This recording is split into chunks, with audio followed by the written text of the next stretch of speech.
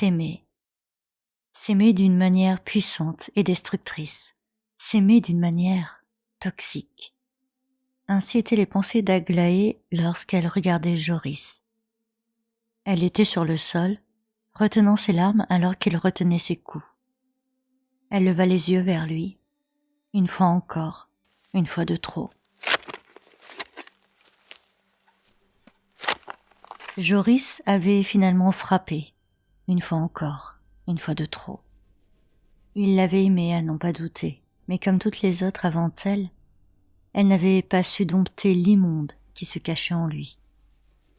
Il soupira, tout en regardant les derniers morceaux de terre qu'il venait de tasser à ses pieds. Tout recommencer, pensa-t-il. Encore une fois de plus. Il souleva une dernière fois la pelle et fit demi-tour pour s'enfoncer dans les bois.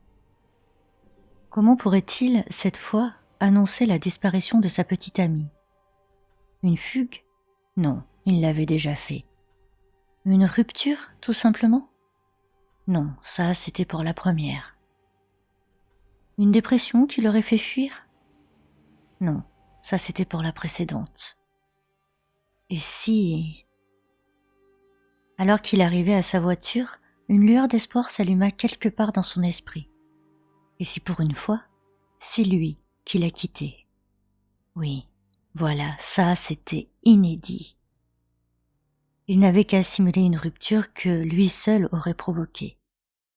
Il rentra chez lui, fit ses valises, déposa les vêtements de sa petite amie en désordre sur le lit, comme si elle avait découvert par hasard que les vêtements de Joris avaient disparu. Il éparpilla des biscuits cassés sur la table de la cuisine, sur le tapis à côté du canapé, puis laissa un pot de glace à moitié entamé sur la table basse, en face de la télé.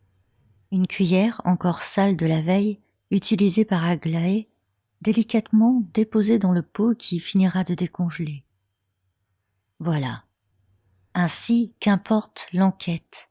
Ceux qui tomberont sur cette scène penseront qu'Aglaé a mal vécu la rupture.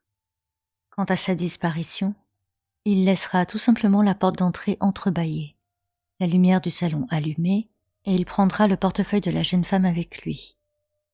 Ce sera simple de croire qu'entre ses larmes et sa peine de cœur, elle sera partie en vitesse à l'épicerie du coin pour ne jamais revenir.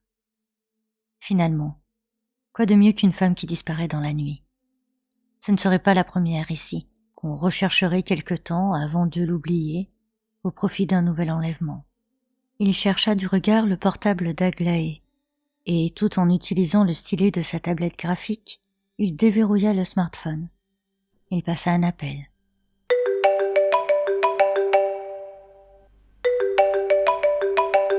Il laissa son répondeur prendre l'appel, attendit quelques minutes, puis recommença. Encore une fois, et une fois de plus. Ça aussi, il ne fallait pas le négliger. Une femme peinée n'oublierait pas d'appeler son amant pour avoir des explications, ou tout du moins pour connaître les raisons de la rupture. Il regarda sa montre. Trop tard pour se créer un meilleur alibi, mais s'il y a enquête, il pourra toujours dire qu'il a dormi dans sa propre voiture. Le tout, maintenant, est d'éviter les caméras de surveillance des parkings alentours. Un bord de route fera l'affaire. Il quitta l'appartement, laissant la porte ouverte par un mince entrebâillement, et marcha lentement jusqu'à sa voiture avec sa valise. Assis derrière son volant, il se mit à sourire. Qui pourrait le soupçonner? La scène était parfaite. Aucune trace de sang. Il s'en était assuré, et puis, un étranglement en laisse rarement. Il se mit à rire. Ses empreintes? Ce sera normal puisqu'il a vécu ici pendant 3 ans. Des témoins? Personne, évidemment. Dans leur résidence, c'est chacun pour soi. Personne ne se parle, personne ne se regarde. Il est même certain que personne ne connaît ne serait-ce que son prénom ou la marque de sa voiture. Le corps? Il se mit à rire de plus belle.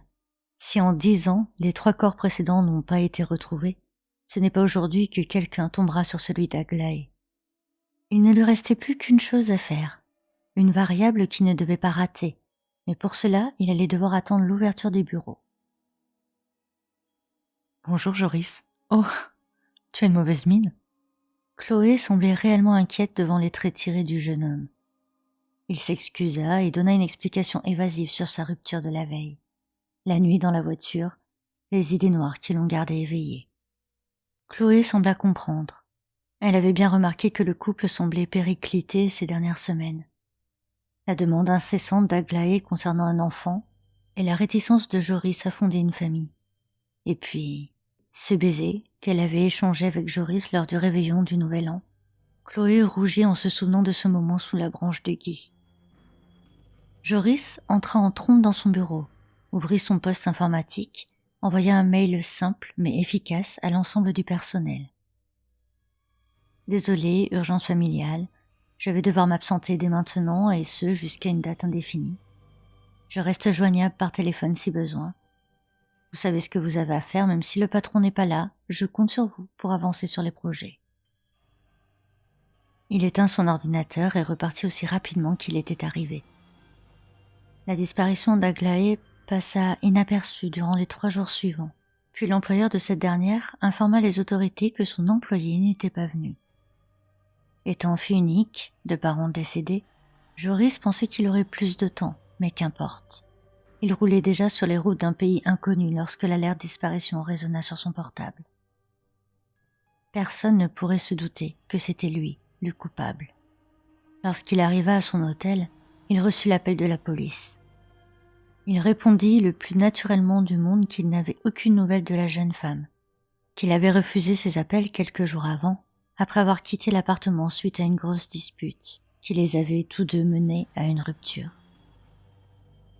Il se confondit en excuses, expliquant que cette peine de cœur l'avait fait partir à l'autre bout du monde, et qu'au vu de la situation, il serait de retour dès le lendemain. Puis, il promit de se présenter au poste le plus proche dès que son avion atterrirait. D'après l'enquêteur à l'autre bout du fil, il n'y avait aucune trace d'effraction ou de lutte dans leur ancien appartement. Il penchait donc pour une fugue ou une promenade qui aurait malheureusement mal tourné. Joris souriait. Cette fois encore, tout était parfait. Il regarda l'heure. 23h10.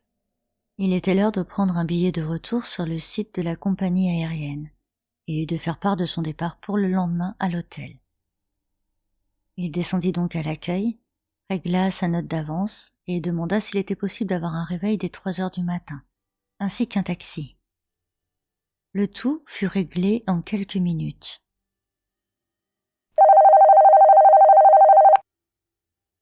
Il était déjà 3h. Joris, épuisé par seulement 2 heures de sommeil perturbé par des cauchemars, eut du mal à se lever. Lorsqu'il se réveilla tout à fait, il avait perdu de précieuses minutes. Il se précipita hors de la chambre tel un voleur et entra dans le premier taxi qui attendait patiemment devant les portes de l'hôtel. Où allons-nous ? L'homme indiqua l'aéroport tout en regardant son écran de téléphone. Ses yeux s'écarquillaient au fur et à mesure qu'il faisait défiler les articles sur son écran. Dans sa précipitation et son arrogance, il avait oublié une chose, infime, et pourtant si précieuse. Il avait envoyé à ses équipes un mail pour qu'ils continuent leurs différents projets, et c'est ce qu'ils avaient fait. Son bureau d'études avait donc validé, sans l'aval de Joris, le futur emplacement des appartements payés par la ville. Il continua de faire défiler le texte qui apparaissait sous ses yeux. Le terrain choisi par son équipe. Le terrain que personne n'aurait jamais songé. 4 corps retrouvés dans un terrain en friche.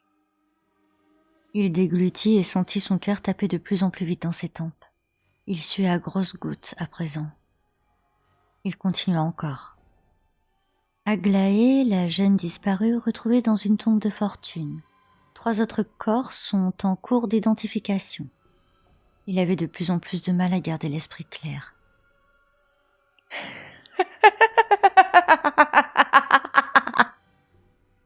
Un rire venant de l'avant du taxi le fit bondir. Croyais-tu que tu étais un génie du crime ? Le regard qui se posait sur lui à travers le rétroviseur intérieur n'était que trop familier à Joris. Tu as grandi à travers les films policiers, les enquêtes criminelles et les romans noirs. Mais la vie, ce n'est pas comme dans un livre. Plus aucun doute. Les yeux verts qui sondaient Joris n'étaient autres que ceux d'Aglaé. Elle déposa son regard sur lui, une fois encore, une fois de plus. Joris tenta de fermer les yeux, mais une main glacée le força à relever la tête pour affronter le regard dans le miroir.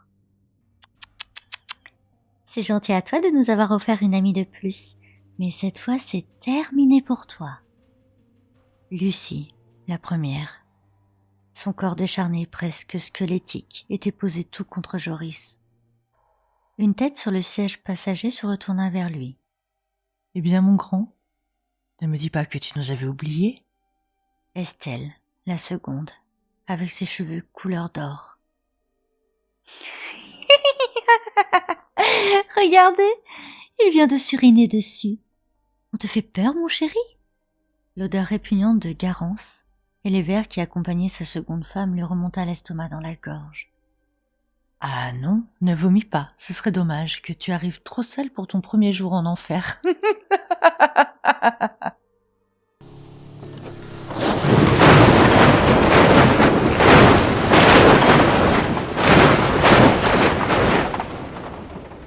La voiture fit une embardée avant de s'immobiliser quelques mètres plus bas. Les lumières allumées, les roues tournées vers le ciel. Ce ne sera que plusieurs heures plus tard que le corps de Joris sera découvert. L'homme, décédé sur le cou, coincé dans un cri de terreur, les cheveux devenus entièrement blancs. Il avait durant toute sa vie réussi à échapper à la justice, mais il avait oublié que le diable aimait à punir lui-même les meurtriers. Et cette fois-ci, ce fut la fois de trop pour le monstre qui dormait en lui.